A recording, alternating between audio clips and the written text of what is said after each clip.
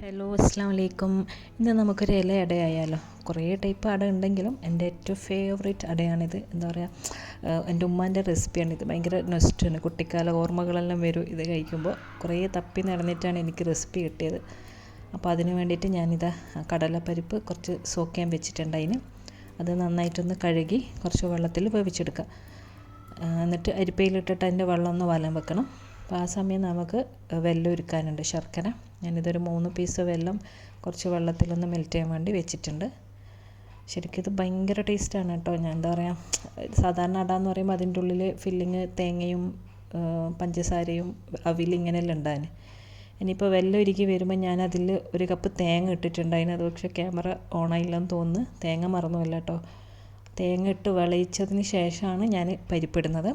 പരിപ്പ് ഞാൻ ഫുള്ള് ഇട്ടിട്ടില്ല, നേരത്തെ കുറച്ച് മാറ്റി വെച്ചിട്ടുണ്ടായിരുന്നു, കുറച്ച് അധികം പോലെ കണ്ടതുകൊണ്ട്. അപ്പോൾ തേങ്ങയും ഇട്ട് അതിന് ശേഷമാണ് ഞാൻ പരിപ്പിടുന്നത്. പിന്നെ പരിപ്പ് എല്ലാം ഇട്ടിട്ട് നന്നായിട്ടൊന്ന് വറ്റിച്ചെടുക്കണം ഇത്. എന്നിട്ട് കുറച്ചൊന്ന് അധികം ഡ്രൈ ആവണ്ട, നന്നായിട്ടൊന്ന് ഇളക്കി മിക്സ് ചെയ്യുക. ഇനി ഇതിലേക്ക് നമ്മൾ 1/2 ടീസ്പൂൺ ഏലക്കാപ്പൊടി കൂടി ചേർക്കുന്നുണ്ട്. ശരിക്കും ഭയങ്കര ടേസ്റ്റാണിത്. ഭയങ്കര ഈസിയാണ് ഉണ്ടാക്കാനും. അതങ്ങനെ ഏലക്കായ്പ്പൊടി ഇട്ടിട്ട് നന്നായിട്ടൊന്ന് ഇളക്കി ഒരു മീഡിയം ഫ്ലെയിമിലിട്ടിട്ട് നമുക്ക് കുറച്ചൊന്ന് ഇത് വറ്റിച്ചെടുക്കണം.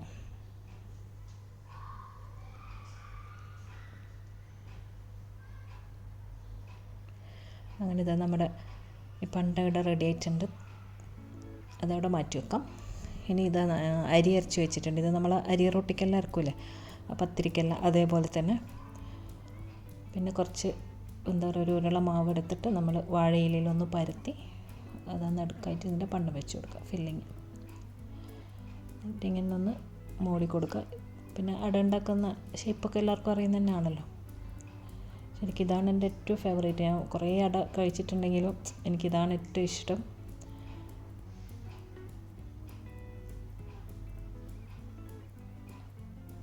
എല്ലാം ഒന്ന് സൈഡൊന്ന് പ്രസ് ചെയ്ത് കൊടുക്കുക, എല്ലാം ഒന്ന് അമർത്തി. പിന്നെ നമുക്ക് ബാക്കിയുള്ള ഇലൻ്റെ ഭാഗം കുറച്ച് വേണമെങ്കിൽ കട്ട് ചെയ്ത് മാറ്റി വെക്കുക ഒരു ഭംഗിക്ക്.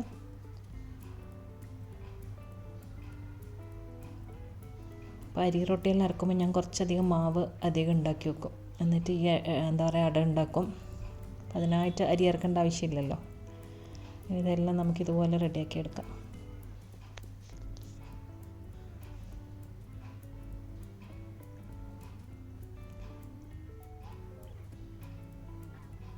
ഇപ്പം നമ്മുടെ അടയെല്ലാം റെഡിയാക്കി വെച്ചിട്ടുണ്ട്. ഇനി നമുക്കിത് അടച്ചമ്പിൽ വെച്ചിട്ടൊന്ന് സ്റ്റീം ചെയ്തെടുക്കണം. ഒരു 10-15 മിനിറ്റ് മതിയാവും. ആ സമയം നമുക്കൊരു നല്ല അടിപൊളി ചായ ഉണ്ടാക്കിയാലോ. അടൻ്റെ കൂടെ ചായയും. ആഹാ, ഇത് ചായയിൽ ഞാനൊരു കഷ്ണം പട്ടയും 1 ഏലക്കായും പിന്നെ ഒരു 2 സാഫ്രോൺ ഉണ്ടല്ലോ, കുങ്കുമം, അതെല്ലാം ഇട്ടിട്ടുണ്ട്. അങ്ങനെ നമ്മൾ അട റെഡി ആയിട്ടുണ്ട്. നല്ല ചൂടുണ്ട്. നിങ്ങൾക്ക് കാണിക്കാൻ വേണ്ടി ഞാനൊന്ന് തുറന്നിട്ടുണ്ട്. നല്ല സോഫ്റ്റായിട്ട് നല്ല അതിൻ്റെ ഫില്ലിങ്ങാണ് അതിൻ്റെ ഹൈലൈറ്റ്. അടിപൊളി. ഇതുപോലെ ഉണ്ടാവും. നമുക്ക് ചൂടുള്ള ചായയും ചൂടുള്ള അടയും കഴിച്ചാലും.